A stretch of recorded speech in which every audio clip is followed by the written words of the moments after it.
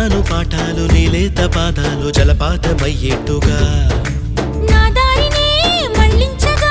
నీకెందుకు అంత పంతం మంచేతిలో ఉంటే కదా ప్రేమించడం మానటం